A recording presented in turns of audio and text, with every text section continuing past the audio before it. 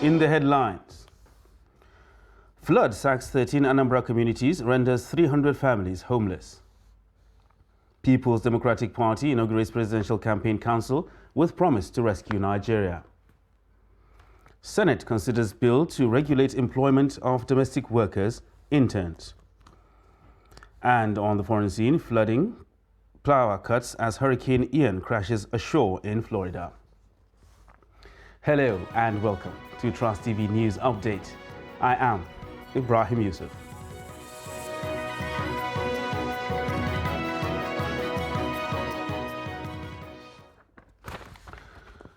Hello and welcome once again. 13 communities in Ogbaru local government area of Anambra State have been submerged by flood, with over 300 families rendered homeless. Schools, churches, markets, farmlands and residential houses in the communities were submerged, while some residents had to relocate to neighboring communities. Community leaders said there was a need to find a permanent solution to the recurring flood problem, as the flooding had brought untold hardship to many families. The Anambra State Commissioner for Environment, Felix Odumegwu, said the state government had commenced inspection of the affected communities, noting that camps would be established for the victims. He also said that medical teams had been deployed to the affected communities to assist the victims. Meanwhile, the Delta State government has commenced moves to evacuate residents across the state who have been displaced by this year's flood to internally displaced persons camps. Director General of the Delta State Orientation Bureau, Eugene Uzum, disclosed this during a sensitization exercise at the Oko area of the state. The report. The sensitization, according to the DG, is part of efforts to cushion the effect of the flood on victims by informing them of the government's plans. Uzum and his team are assuring the victims, most of them homeless, of relief and safety till the area becomes habitable. The government of Senator Fayat Okowa committee, led by the Secretary to the State Government, don't they put the camp together now? Inside that camp, hospital dey. Inside that camp, school dey for inside. Inside that camp, una go fit dey do una church activity. When we don enumerate una finish, carry una comot from this place. For inside that camp, dem go dey feed una. The permanent secretary of the Bureau, Stella McCurley, on her part, disclosed the challenges being faced during evacuation. We've had a situation where we got to a community and we were turned back. They said their gods were angry. We now had to explain what the problem is. And at the end of the day, they accepted our message, and we also told them in turn that they had to leave. In fact, they had to harvest their crops early enough so that it's not total devastation. The internally displaced persons who recounted their losses called for urgent intervention from the government. It's very many things for us. So just keep us for everybody. But our house inside, everything is spoiled. Both farm, everything. So we don't have anything like that. That's why we are this place. This environment, my children now don't get anywhere to stay. Until now, hungry they catch me as you see me so. I get belly. Now, my house, I never figure water they reach me here. Now, I need help. Last year we were very, very full. But this year it's too much. So nowhere to go. Make us to come upland to stay. The displaced persons are hopeful that with government intervention in the pipeline, they would be able to stand again. Presidential candidate of the People's Democratic Party, Atiku Abubakar, says the ruling APC government has lost the essence of governance for its failure to secure Nigerians, pledging that his party will rescue the country. The former vice president, who made the mark at the inauguration of the party's Presidential Campaign Council and book launch in Abuja, also called on his compatriots to join him in the struggle. Trust TV's Shafiu Suleiman reports. It was a two-in-one event meant to capture the life and times, legal battles, disposition or restructuring of the PDP presidential candidate coming on the sidelines of the inauguration of the party's campaign council. There is no other better time than now for Nigerians to know about you. But beyond these formalities, the PDP is kickstarting its presidential campaign anchored on the premise of rescuing Nigeria, a country the party governed for 16 years until the electorate voted it out in 2015. All of us are going to hit the ground running, and we shall work collectively as a family and expeditiously to ensure the victory of our party. To build a strong and effective democratic government where the safety and security of our people and their property is our primary and singularly most important responsibility. The event also exposed the deepening acrimony that led to the pullout of some critical stakeholders, including a vice chairman south of the party's campaign council and governor of Oyo State, Seyi Makinde. Their strategic absence could be seen as a setback to the relentless efforts of the party's presidential flag bearer to pacify the aggrieved members. Shapiro Suleiman, Trust TV News, Abuja. And still talking politics, members of the Labour Party on Wednesday kick off their campaign ahead of the 2023 general election with a mega rally in Jos, the Plateau State capital. Peter Obi and Datti Baba Ahmed, the party's presidential and vice presidential candidates, and other party stakeholders were present.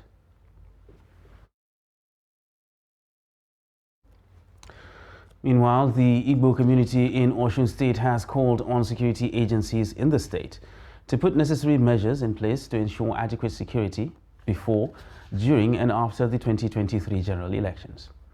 The Secretary of Osun State Council of Ndi Ezegbu, Eze Anthony Onyewusi, made the call in an interview with Trust TV in Osogbo. He lamented that Igbos in Osun State were attacked by hoodlums after declaration of the winner of the July 16 governorship election, adding that their properties were vandalized and looted. Onyewusi, who is also the Eze Ndigbo of Okini land, said such attacks on the Igbos after elections were common and expressed the hope that such would not repeat after the 2023 elections. So we want to appeal to our people to, be peace-loving and law-abiding. We want to also appeal to the Nigerian Security and Civil Defense Corps and other sister agencies that they should look our way. For example, let me bring it to your notice that shortly after the July 16 governorship election on 17th, some of our people were attacked at a place called Old Garage here in Osogbo, where their business premises was vandalized. So we are not too happy about that. Most of our people came from Abuja, from Enugu and the other places, but we have to, downplay that incident because of the fragile nature of peace that we're having in the country. Because if you allow with some of this, we might blow it out of proportion. So we have to handle it internally. You understand? And still on security matters, gunmen have killed at least 5 soldiers in Umunze, a community in Orumba South local government area of Anambra State. The incident reportedly occurred on Wednesday at about 12:30 p.m. besides the Zenith Bank branch close to the popular Nkwo Umunze market in the area. The gunmen were said to have opened fire on the soldiers who were in an army-marked Sienna patrol vehicle, killing 5 of them in the attack. The military is yet to respond to the attack as of the time of this report. Meanwhile, Governor Charles Soludo, in a statement by his spokesperson, Christian Aburime, condemned the attack and said the perpetrators must pay as the government is working to apprehend them. The governor urged Anambra residents to remain calm and law-abiding as security agencies are on top of the situation. Meanwhile, terrorists in their numbers riding motorcycles attacked Lansoni village of Batagarawa local government area of Katsina State. The attackers killed one Alhaji Haruna Medamkunni. The terrorists harassed and assaulted the villagers before abducting an unspecified number of people, including women and children in the process. They also went away with about 7 motorcycles, foodstuff and other valuables. The terrorists have warned the villagers against informing security operatives about their movements. A resident told Trust TV's Abdullahi Yamadi that the terrorists have warned them of deadly consequences if they were found maintaining relations with security operatives. And troops of Operation Forest Sanity have carried out a raid on a bandits' hideout in furtherance of clearance operations in the Kuriga, Manini, Udawa general areas along the Chukum-Birnungwari boundary. A statement from the Commissioner, Ministry of Internal Security and Home Affairs in the state, Samuel Arwan. The troops rescued 3 kidnapped persons identified as Luka Ibrahim, Yusuf Jibril and Samin Abdullahi, who have now been reunited with their families. Arwan said the troops recovered 1 AK-47 rifle, 18 rounds of ammunition and 11 pump-action cartridges. The Kaduna State government commended the troops for another successful round of operations in the area and urged members of the public to immediately report suspicious individuals seeking treatment for gunshot injuries to the security operations room, as most of the bandits escaped with gunshot wounds. Nigeria is currently experiencing insecurity in almost all parts of the country.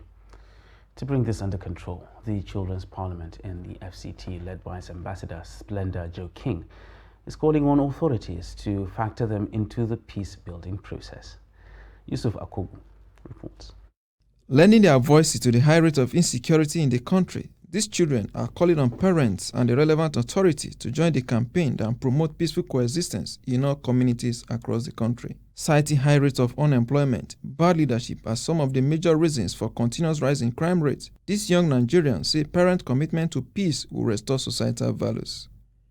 The idea of Peace Club starting with schools is to mainstream the children into peace building and peace development, to instill in them the mindset of peace, and to get rid of any handed down callings known with them from their tribe, religion, or ethnic groups. Above all, build in them the culture of think peace and think humanity. I wish that Nigeria, this our great Nigeria, will have peace in this country, and I wish there shall be no more war or fighting in this country. Parents should take care of their children, or else their children might end up into a bad situation. The need for parents to pay more attention to their children is also emphasized. We believe that the family is the smallest portion of the society. Put it, this nucleus of the society. It means what is in our society today as Nigerians is a reflection of our families. The youth, they feel excluded from the decision making in the society. And this starts from the home. As a father, as a parent, you are making decisions in your house and your children are not part of it. For members of the armed forces, the intervention of children in peace building and development is a welcome development. Despite being a security agency that is responsible for prosecuting war, if our children are not carried along effectively on issues of peace initiative, then all we are doing to ensure that we overcome the challenges that we have in this country today will not have a future perspective. The occasion also marked the flag-off of Peace Club in all Air Force schools nationwide. Yusuf Akogu, Trust Television News, Abuja.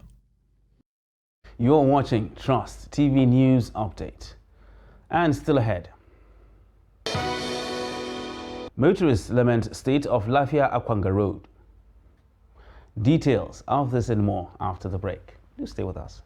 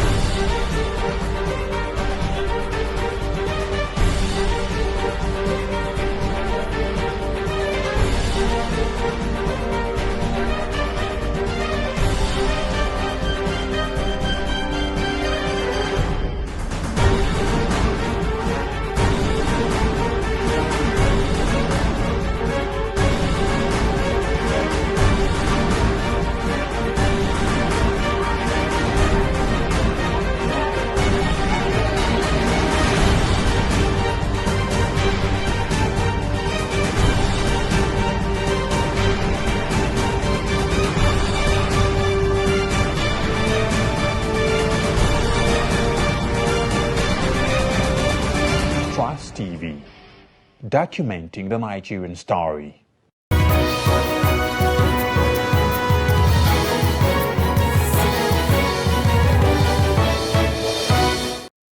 Welcome back, and thanks for staying with us on Trust TV News Update. Now another look at our top stories. Flood sacks 13 Anambra communities, renders 300 families homeless. And People's Democratic Party inaugurates Presidential Campaign Council with promise to rescue Nigeria. And moving on to other news now. The federal government has declared Monday as a public holiday to mark the nation's 62nd independence anniversary celebration. Minister of Interior Rauf Aregbesola, who made the declaration on behalf of the federal government, congratulates all Nigerians on the celebration and assured of government's commitment to tackling all the challenges facing the nation and bring smiles to the faces of all the people. In a statement signed by Permanent Secretary of the Ministry of Interior, Shuaib Belgori, the minister urged Nigerians to use the occasion to reflect on the challenges facing the nation and the role individuals can play in addressing them. The minister charged Nigerians to work hard, shun any attraction to get rich through criminal and other immoral means, saying only through productivity can an individual and the nation create wealth and get rich. Motorists plying major roads linking Nasarawa State and other parts of the country have appealed to the federal government to fix the collapsed sections of the Lafia-Akwanga Road.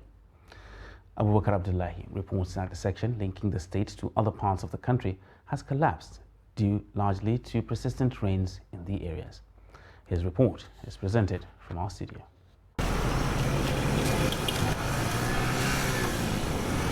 This is the difficulty motorists passing through Lafia and Akwanga town in Jos in Plateau State and other parts of the country face as sections of the road have collapsed.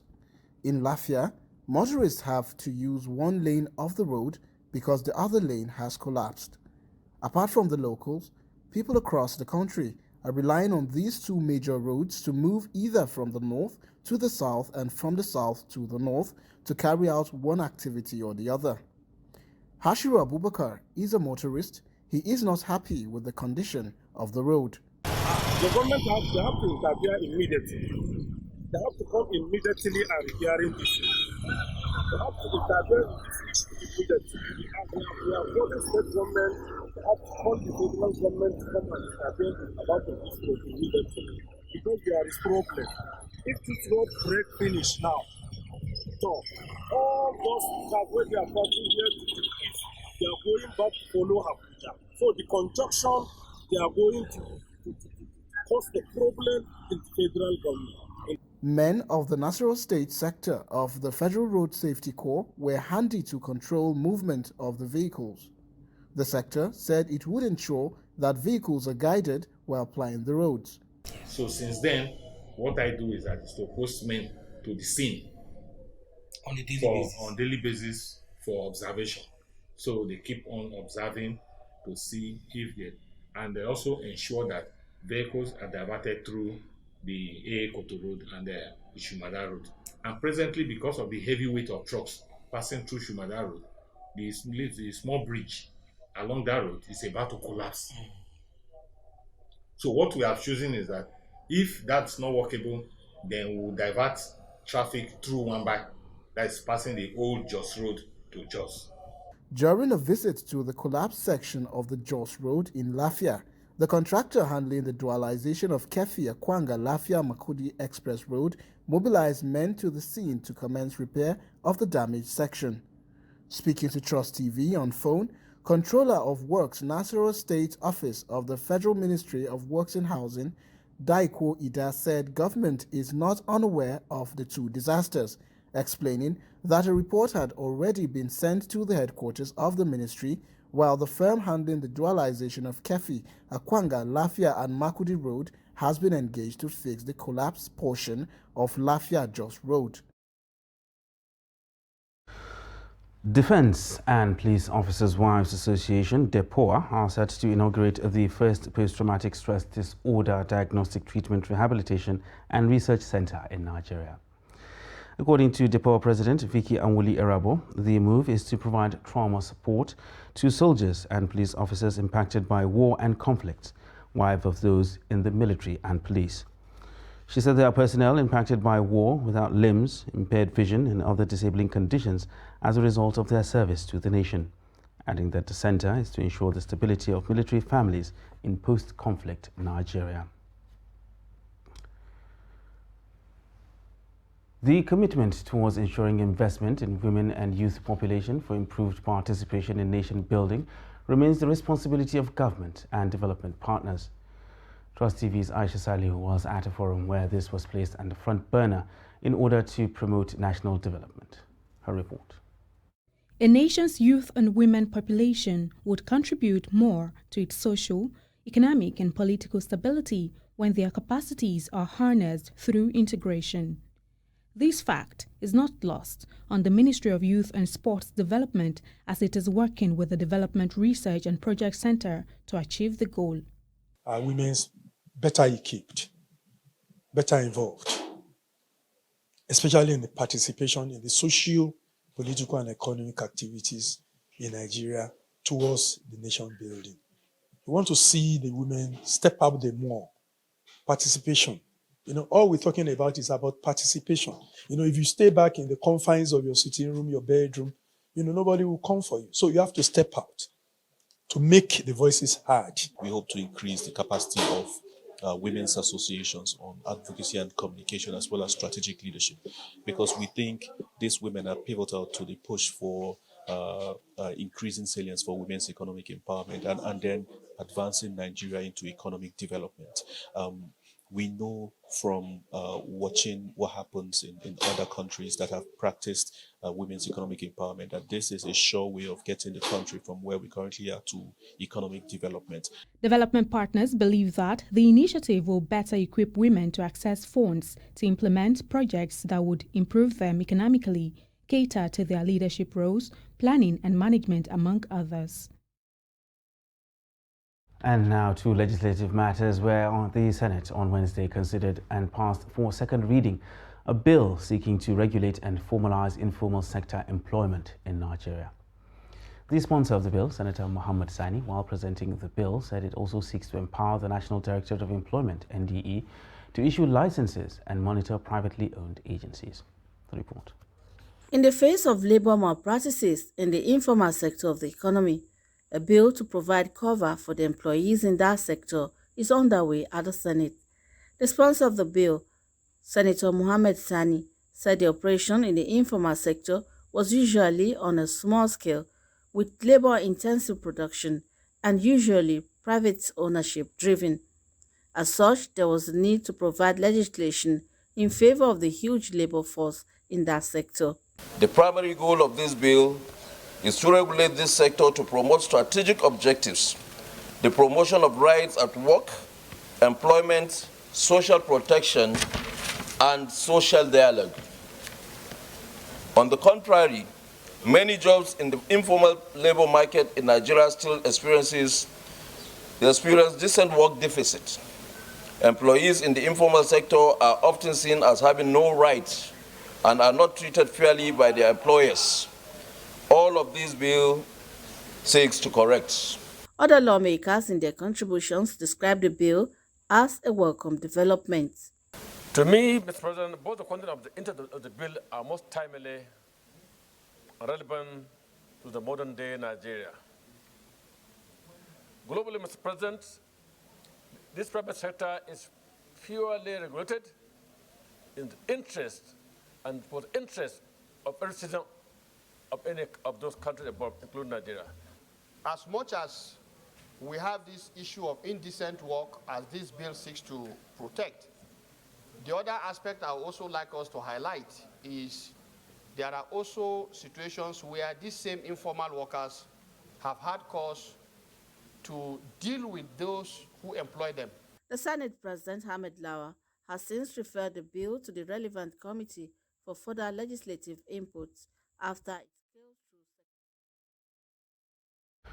And now look at the foreign scene, where Hurricane Ian, one of the most powerful storms ever recorded in the United States, has swept into southwest Florida, flooding streets and buildings, knocking out power to more than 1 million people and threatening catastrophic damage further inland. The U.S. National Hurricane Center said the Category 4 storm made landfall on Wednesday near Cayo Costa, bringing sustained winds of about 240 kilometers per hour. Authorities say mandatory evacuation orders have been issued in a dozen coastal Florida counties, with voluntary evacuations recommended in several others. And that wraps up Trans TV News Update for this hour. For more news, you can subscribe and follow us across all our social media platforms. I am Ibrahim Yusuf. Thanks for watching.